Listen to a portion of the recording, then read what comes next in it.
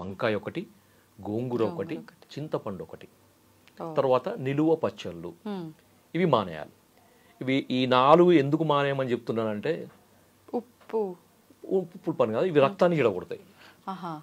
ఆయుర్వేద సిద్ధాంతం ప్రకారం ఏంటంటే రక్తాన్ని చెడగొడతాయి. రక్తం చెడినప్పుడు రక్తనాళాలు చెడిపోతాయి, రక్తనాళాలు చెడిపోయినప్పుడు నర్వ్స్ చెడిపోతాయి, నర్వ్స్ చెడిపోయినప్పుడు టోటల్ డ్యామేజ్.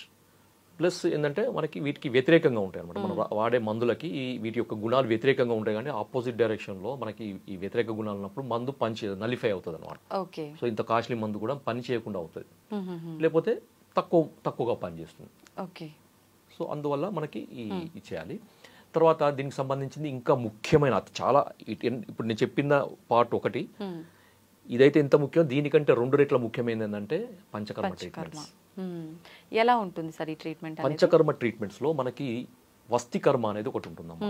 వస్తికర్మ అంటే మీకు అర్థం కావడానికి చెప్తున్నాను, it's just like enema, but it's not enema. Procedure అనేది ఎనిమా లాగా ఉంటుంది తప్ప